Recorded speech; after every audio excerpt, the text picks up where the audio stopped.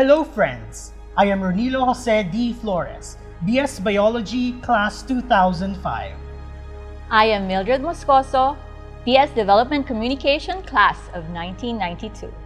Masters in Management, Major in Development Management, Class of 1998. And Doctor of Philosophy in Development Communication, Class of 2011. We welcome you to the UPLB Alumni Homecoming.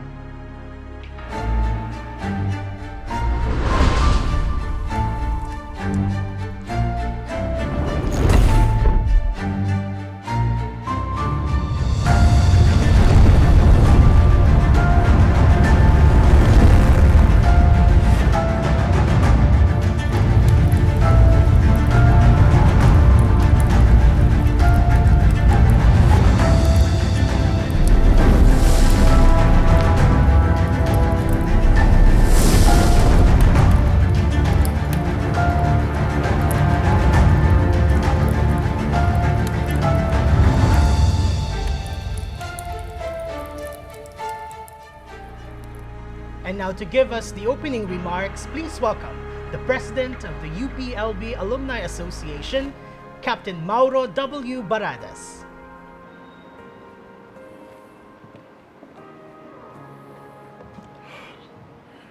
To UPLB Chancellor Dr. Rosalina B. Camacho Jr., to our UPLB officials, fellow alumni, students, guests, and everyone joining us today online.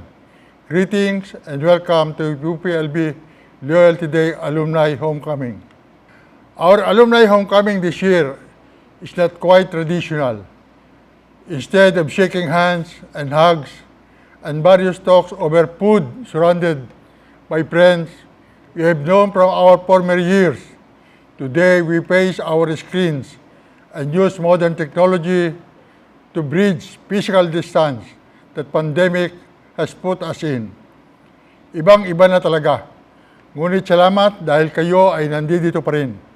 Despite the change, you have remained adamant to keep these celebrations heart and spirit intact, which is to celebrate our mutual love for UPLB, our alma mater, and the principles that our university is imparted to us with its halls to uphold honor and excellence, and to serve people. Such was demonstrated in the early acts of our predecessors in October 10, 1918, when 193 or 60% of what was then the UP College of Agriculture student body and 27 faculty members enlisted themselves in the Philippine National Guard, earning the recognition of Senate President Manuel L. Quezon himself. It is in the same spirit of volunteerism and heart for service that we have continued to keep alive 103 years since. We express these commitments with the year's Loyalty Day celebration. Bigkisang UPLB at alumni para sa matagumpay na pagbangon mula sa pandemya. Throughout the country's ups and downs, UPLB alumni have always stepped up to serve in the best way that they can. And this commitment is still true, even in the pandemic.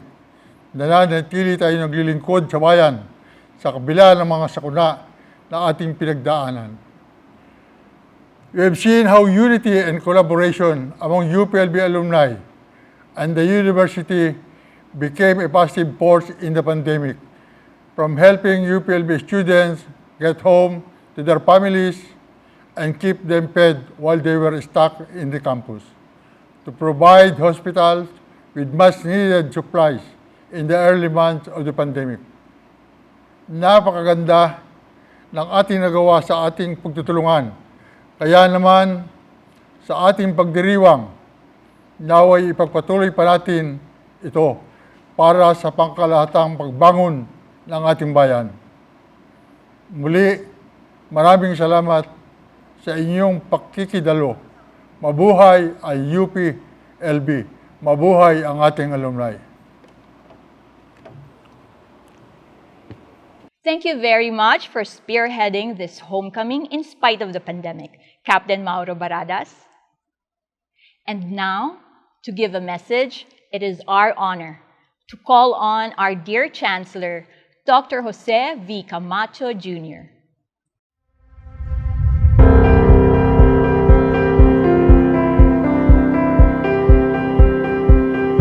To our beloved alumni who are joining us to celebrate this year's Loyalty Day, the Jubilarians led by Class 1971, the UPLB Alumni Association, Incorporated, led by President Manny Barradas and Vice President Resty Collado, the Office of Alumni Relations, led by Director Aileen Lorena Mamino, to the UPLB faculty members, reps, administrative staff, and students, and to all of you who are watching today's program, a happy Loyalty Day to all of us.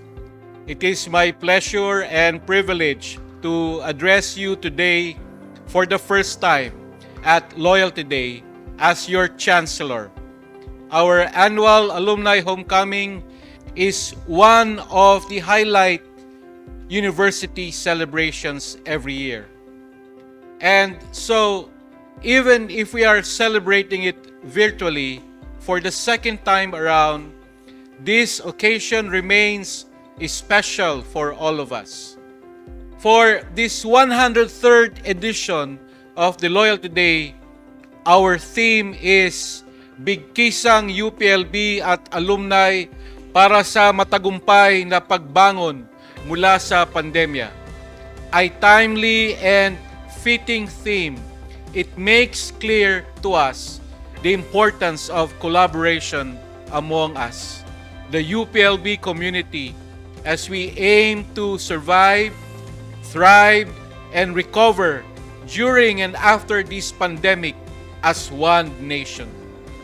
As a public service university, UPLB has always done its best to assist vulnerable and affected communities during times of disaster and crisis. The disruption brought about by COVID-19 pandemic has tested and reinforced UPLB's adaptability, capability, and resolve. But it has also been a great reminder that the university does not and has never stood alone. Every step of the way, the UPLB community, our faculty, staff, and students, together with our beloved alumni, have been invaluable and integral partners during these times.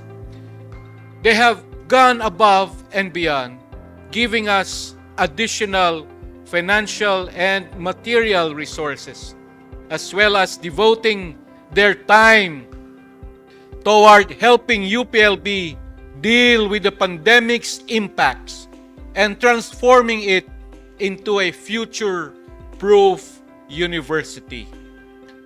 Our alumni have continuously exemplified the UPLB spirit of public service and commitment, and it is as strong now as it was over a century ago, when the tradition of Loyalty Day first began.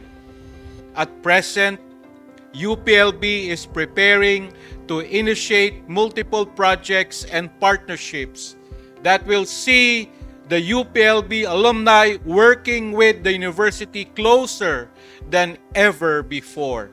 In fact, we have established the UPLB Alumni Industry Council, which counts on some of our accomplished alumni from all over who could facilitate our synergy with various sectors and industries for worthwhile academic, research, and technology innovations.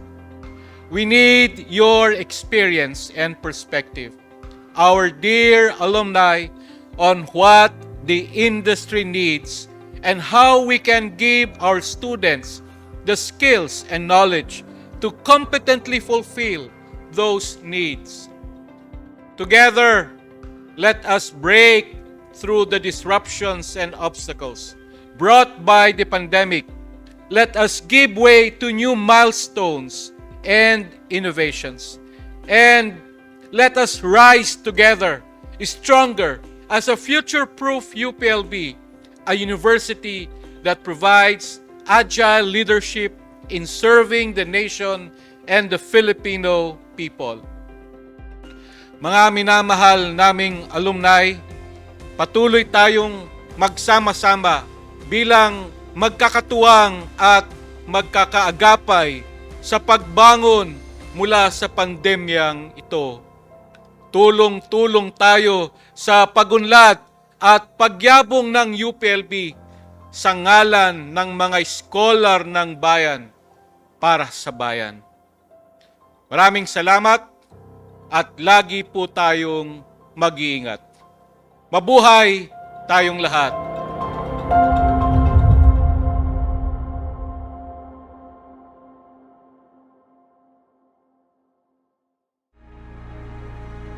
Thank you very much, Chancellor Camacho. I'm sure you have sparked inspiration among our guests today. Friends, have you been to UPLB lately? There are lots of new things happening in the campus right now. You know the good news is, everyone, including you, including the alumni who's not here right now, can all see these changes. And that's because of the great UPLB virtual tour. Join us.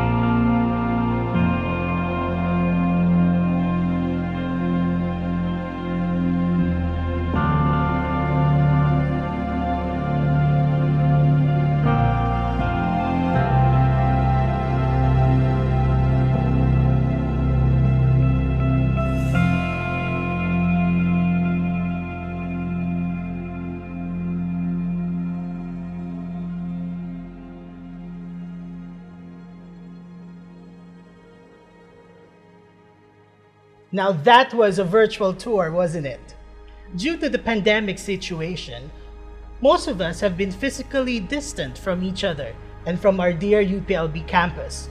But that virtual tour gave us a chance to see, feel, and experience the warmth and the nostalgic beauty of our UPLB campus, our UPLB home.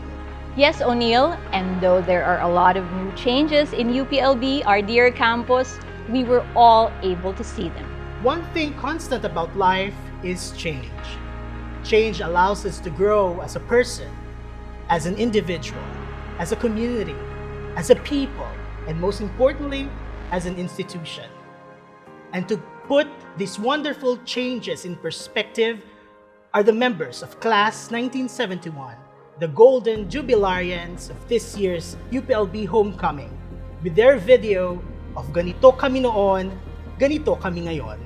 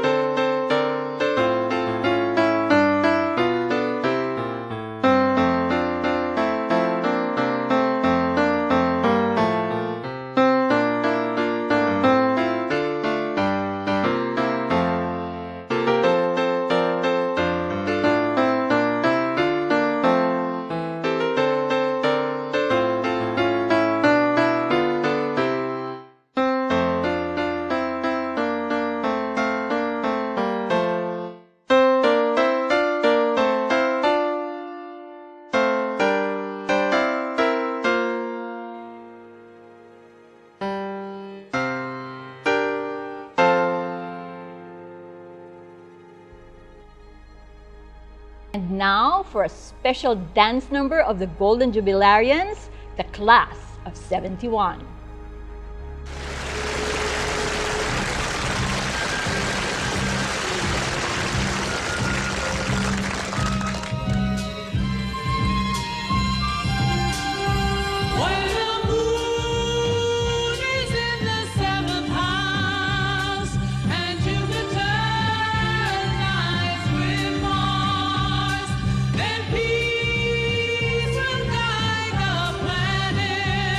And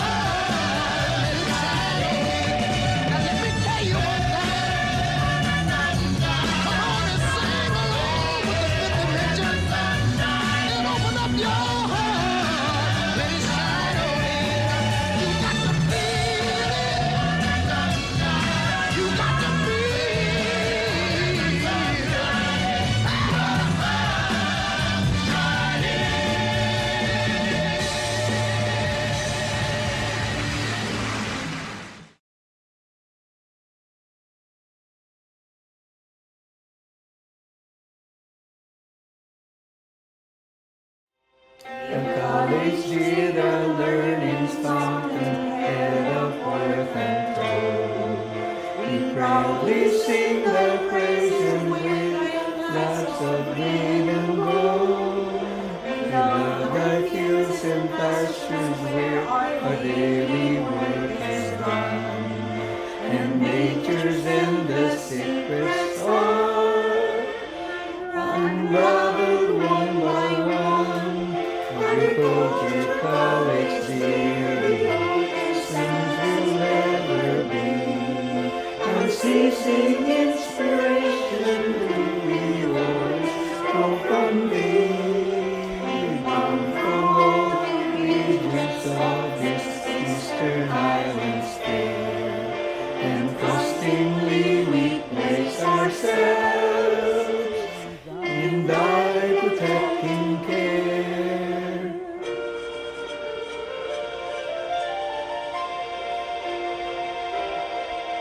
With Mount Makiling standing guard its majestic view, and Laguna's placid waters lending splendor to the view, with nights so full of sunshine that one's heart to heaven leaps.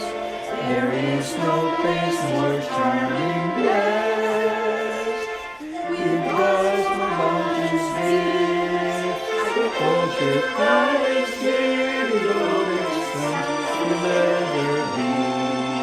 Unceasing inspiration will we always grow from thee. We come from all the regions of this eastern islands fair, and trustingly we praise ourselves in thy protecting care.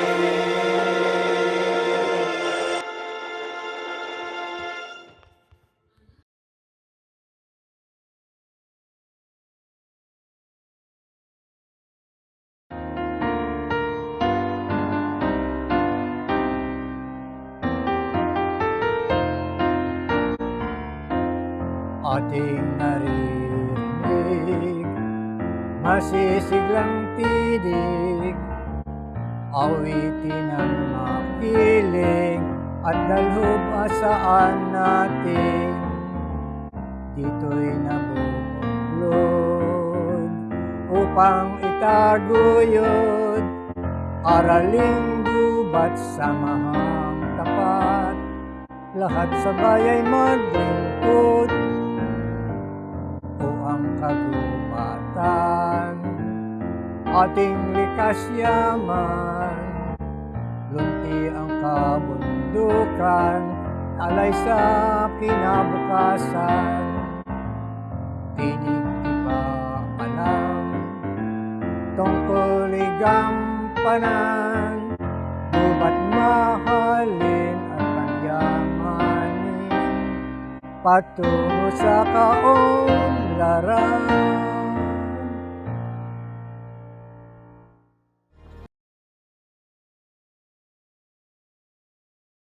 Class 71 had launched a project for this year's celebration to support the UPLB medical staff who are in the forefront of our fight against COVID-19. Let us all know about this important project through this video.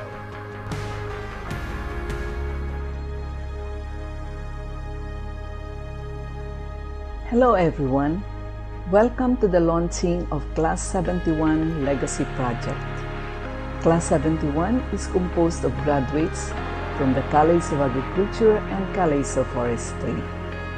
Then, BSA and Home Technology were 4-year courses, while BS Ag Engineering, Agricultural Chemistry, and Sugar Technology were 5-year courses under the College of Agriculture. Since June 5, Class 71 had regular bi-monthly meetings.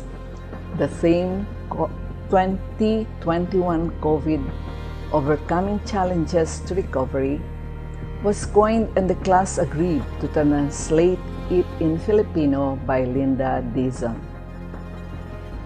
It was presented to a steering committee meeting last June 16 and came up with the theme, bigkisang UPLB and alumni para sa matagumpay na pagbangon mula sa pandemya.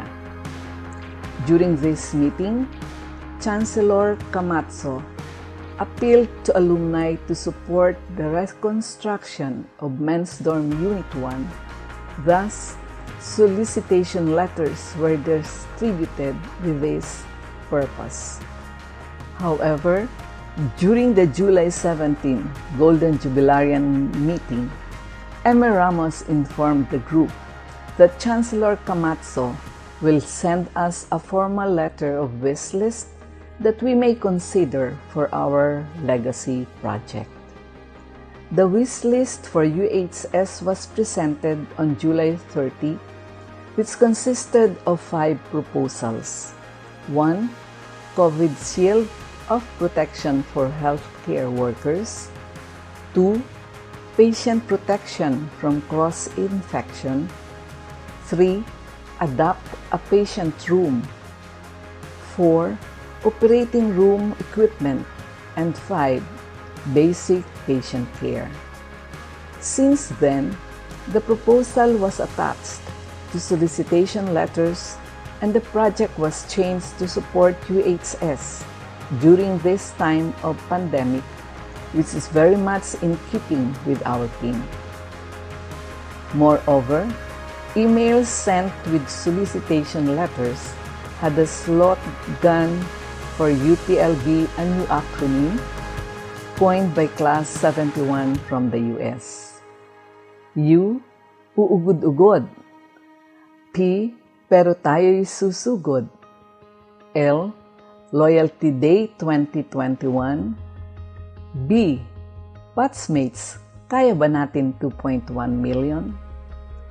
Meanwhile, Arlene B. Patso Ramos, Lynn, wrote to the Project Coordination Committee of the UP Medical Alumni Society of America, UPMASA, and got their approval last August 28 for funding to support UHS.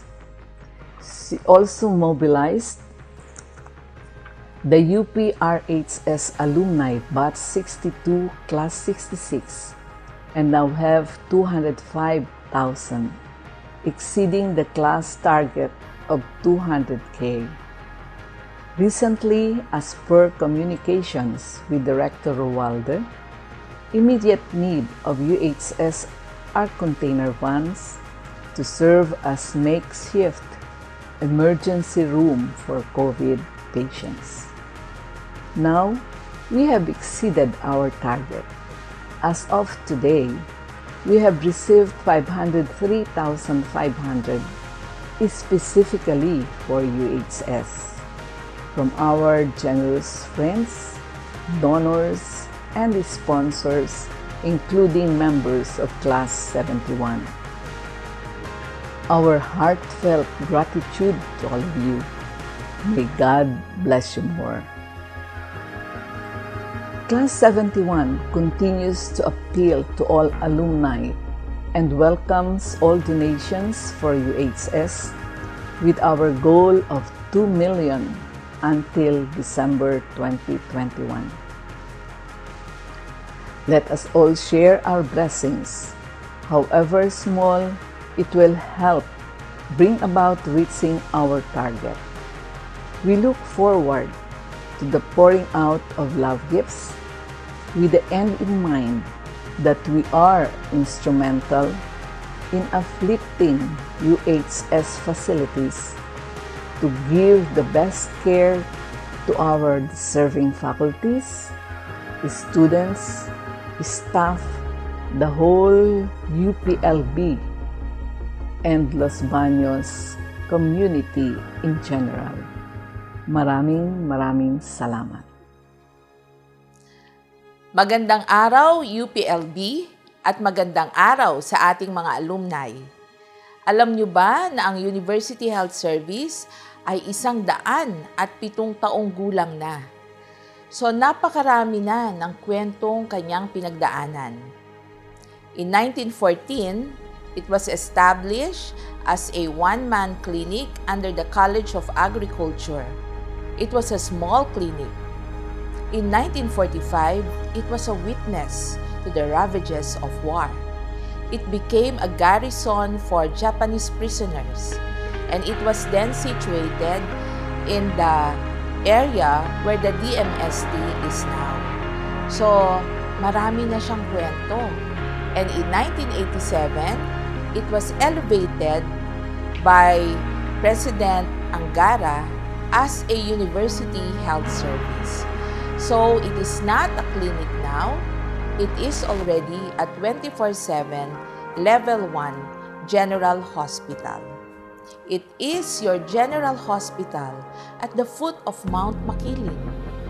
It has its services such as the outpatient service, the inpatient service where patients are confined, the emergency room service, and the operating room services.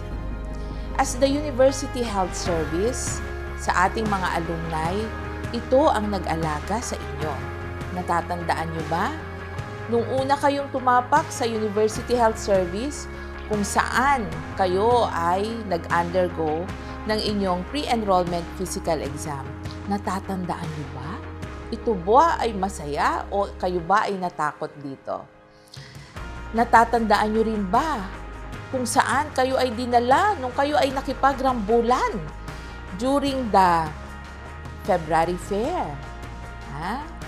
At ano pa kaya ang inyong masasayang kwento or kagulat-gulat na kwento na kung saan ang University Health Service ay naging kasama nyo habang kayo ay tumatahak ng milestone bilang isang estudyante ng UPLB. Ngayon, kasama ang University Health Service sa mga nakikibaka, nakikipaglaban sa COVID-19. Tayo ay magdadalawang taon na nakikibaka sa virus na hindi natin nakikita. Salamat at naalala nyo kaming bisitahin. Sa 2 taon na ang University Health Service ay kasama sa laban sa COVID, pagod na rin ang mga frontliners.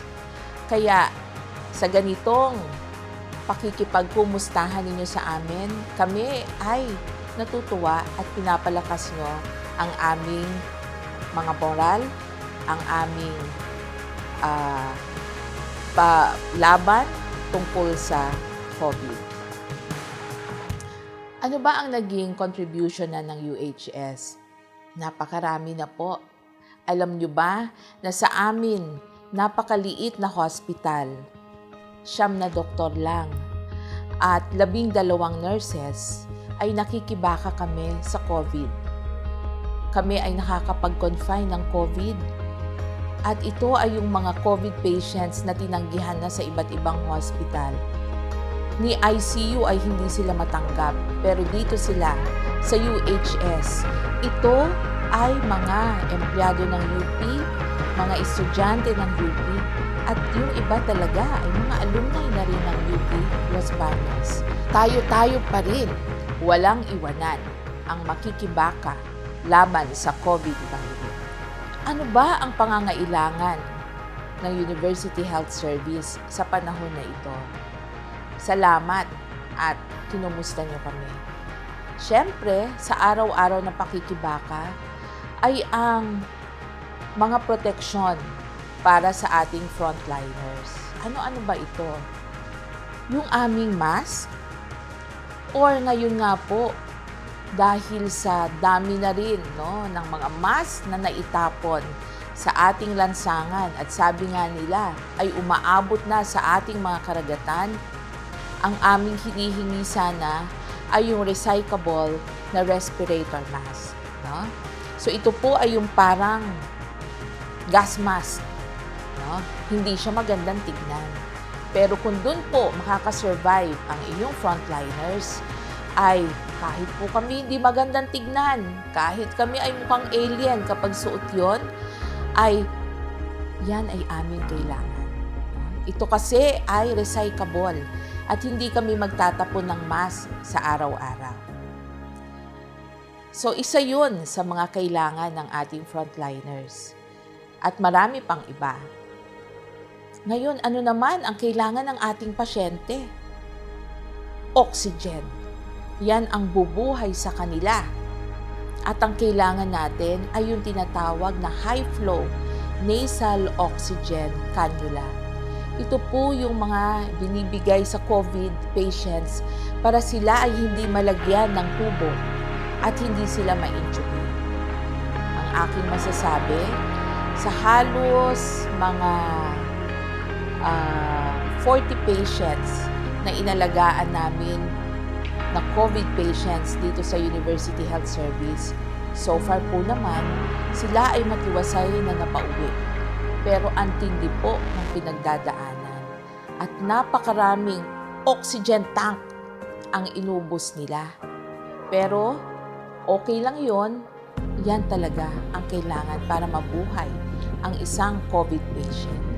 So maganda po kung tayo ay makapag-invest sa tinatawag na high flow nasal cannula na isang makina para magbuga ng mataas na kalidad ng oxygen sa isang COVID patient. Yan po ay tungkol sa package para protektahan ang ating mga pasyente.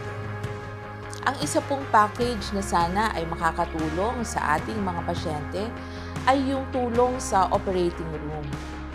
Alam nyo, sa liit ng ospital na ito, ang tindi ng mga kaso ng mga inooperahan nila.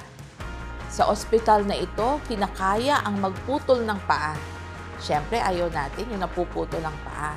Pero kailangan gawin sa isang paang nabubulok dahil sa diabetes. So, nagpuputol rin po dito ng paa kung kailangan.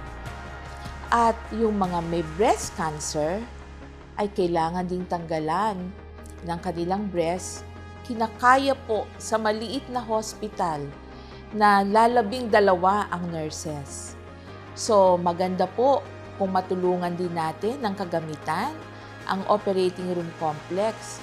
Meron po tayong mga gamit na kailangan, no? Ang isa po doon na pinaka-importante ay ang tinatawag na laparoscopic tower. No? Ito po ay isang mataas na makina na hindi na po kailangan ang malaking sugat ng operasyon. Ang laparoscopic ay parang teleskopyo na makikita na ang abdominal cavity para hindi ooperahan ng malaking hiwa ang pasyente. Mas madali siyang gumaling, mas madali siyang makarecover. So, sa ating mga alumni, salamat at papakinggan nyo kami at kung ano pong tulong ang inyong maibigay ay marami pong salamat. Maraming salamat sa UPLB Administration na hindi pinapabayaan ang frontliners ng University Health Service sa laban sa pandemyang ito. During the first salvo of the pandemic, when nobody knew where to source out the PPE, UPLB was sourcing out PPEs for our frontliners. They did all they can. So eventually, we had our PPE and we felt protected. Napakalaki rin ng tulong ng alumni dahil sa puntahan nila dito, dala-dala ang PPE, mga alcohol at pagkain.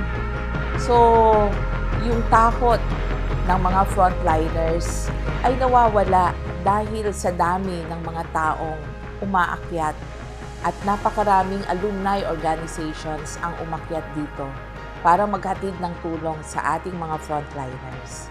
At kahit ngayon, andyan ang UPLB administration sa pagbibigay ng full support sa ating mga frontliners.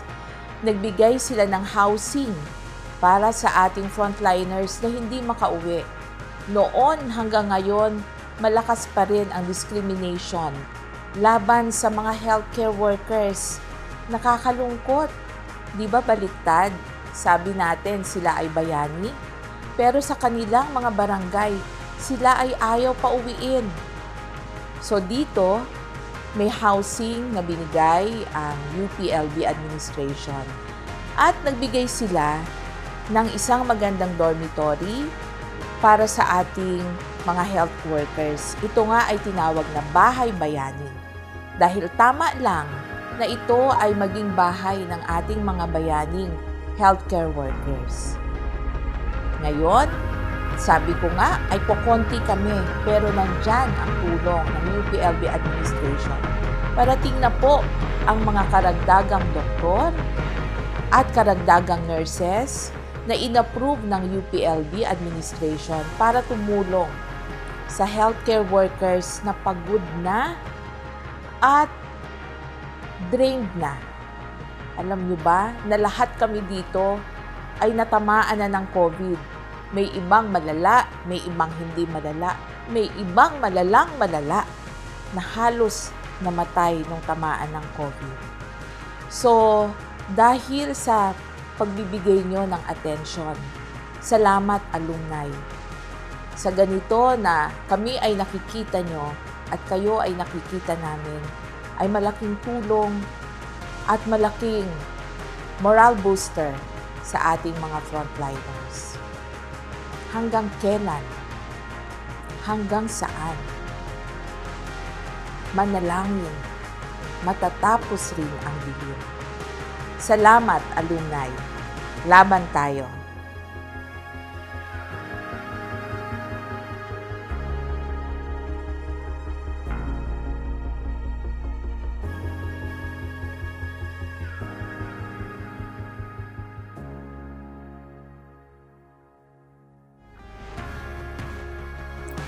We would like to thank the following sponsors. Silver sponsors: 25 SQM Incorporated, Department of Agriculture, Agricultural Training Institute, Agway, Department of Environment and Natural Resources, East-West Seed, GSIS, Equalivet Incorporated, Laguna State Polytechnic University, Leeds Agri, Vigor Seeds Development Incorporated, Philippine Association of Career Scientists, Platinum sponsors: UP Beta Sigma Fraternity, UPLB Alumni in the Foreign Service, Land Bank, Philippine Society of Animal Nutritionists, Lungsod ng Santa Rosa, Laguna,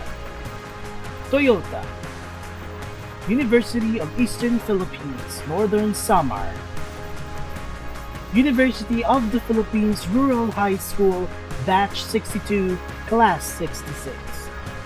Thank you very much. Friends, please welcome Dr. Rosalina Mendoza-Lapitan, Class 71 Representative and Co-Chair of the 103rd UPLB Loyalty Day and Alumni Homecoming. Good day, everyone. Today is one of the most important milestones in the lives of UPLB Golden Jubilarian Class of 71. We are blessed to join you in spite of the pandemic and hope to join you in future Loyalty Day celebrations face-to-face. Let me take this opportunity to look back to some of the past Loyalty Days. Unlike before, when we marched together with CA, now CAFs, nakakapanood kami ng parada kasi nasa unahan kami. Lately, nasa hulihan na kami kaya we missed most of the floats paraded by the different colleges. Buti na lang they are parked in front of SU, so nakikita pa rin naming mga floats. Ang sigurado ako, officials and jubilarians seated in front of the auditorium, including the MCs, enjoyed the pastillas de leches shared when PCC was called. So, pictures from the late 1980s, 1990s, the Centennial Celebration 2009 Pre-Loyalty Day Parade. Faculty and staff joined the parade to Copeland Gymnasium. Some floats and some of the beautiful ladies representing the different colleges and organizations. The Grand Animal Science Alumni Homecoming, including family members. Former College of Agriculture Deans, Dr. Arboleda and Dr. Perez. Parlor games among animal science staff and alumni, and meeting old friends. 2010 parade,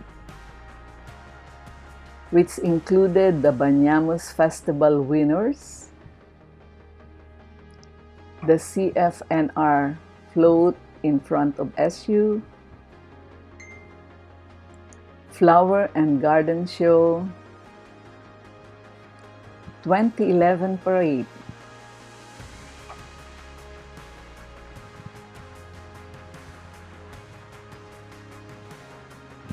(2012) and 2017. Closing remarks are incomplete without acknowledging all those who made this successful celebration possible.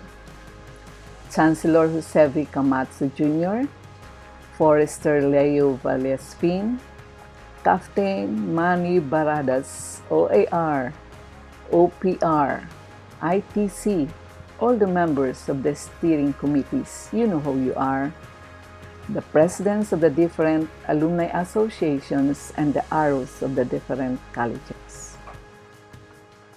The UPLBAA, who kept on encouraging us because the DJ class are the Loyalty Day bida every year.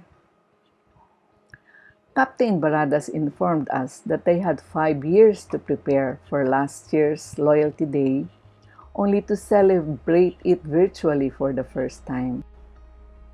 Now, with their guidance, they have paved the way for our virtual activities today.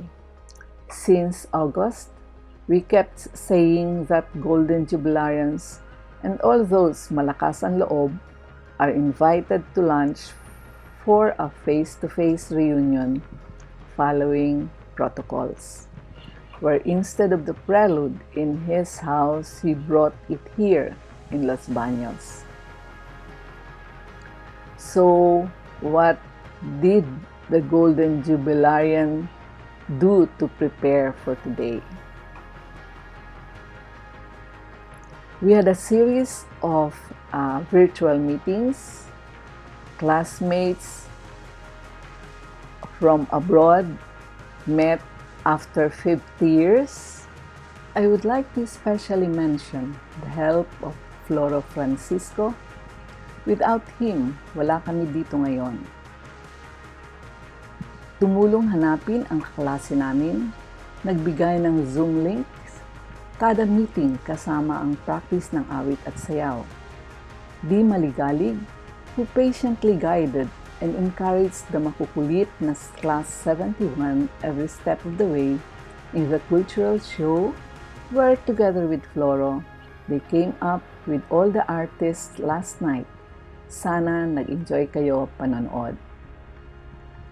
Noemi Mendoza, for preparing a movie for our dance number para madali kaming makasunod sa steps, especially for the pep talk that we can still perform sitting down and do hand movements only, so that there is no excuse for us not to join. She prepared 2 dances, pero hindi kinaya. Kaya umawit kami ng agriculture and forestry hymns. The mind is strong, but the body is weak. Alam niyo naman, uugod-ugod, may problema na sa tuhod ang mga lolo at lola. Buena Maningas, whom, in spite of COVID, in the family, spent sleepless nights to finish the souvenir program in time for the deadline of the printing press, scrutinizing all the advertisements to make sure nothing is missed. Thank you, Mads, Paul, and Capt, for all the help. We had a meeting for the cultural show with Director Jeremy and the beautiful Mills and Michelle and handsome Linus and O'Neill, masters of ceremonies. Thank you. Thank you, Golden Jubilarian Committee chairs and members. For finance, Lynn with Manny, Manok, Ray, Ides, and Emmy. Awards, Emmer with Teddy and Cesar. Souvenir program, Dong with Linda and Vanchi. Program, Joe. Thank you, Lynn and Manny, for encouraging more classmates to join by initiating a Classmate Assistance Fund, the Walang Iwanan Fund. So these are some more pictures of our Zoom meetings.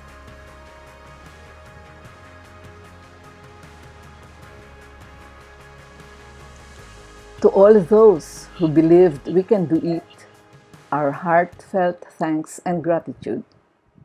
All our generous donors and sponsors, 8 platinum, 10 gold, 11 silver, and 103 one-page advertisers, including family members and friends of Class 71.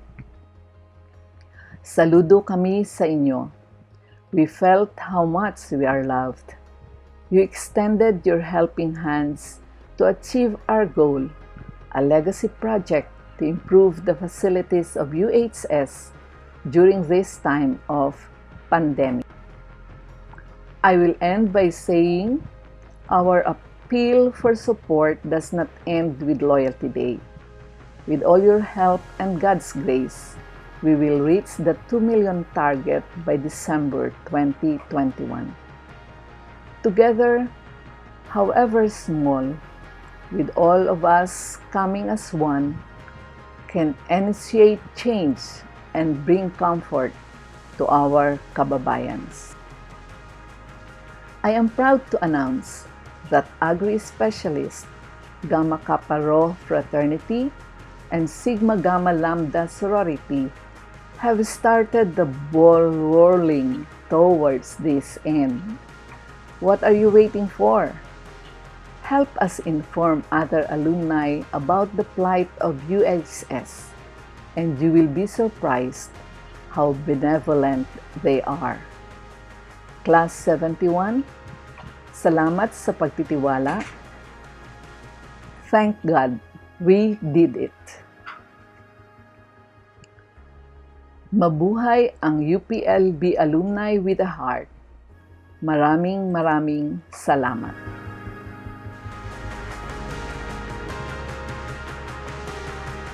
That was a short, sweet, and meaningful get-together. I'm sure it whet your appetite for more celebration with your classes.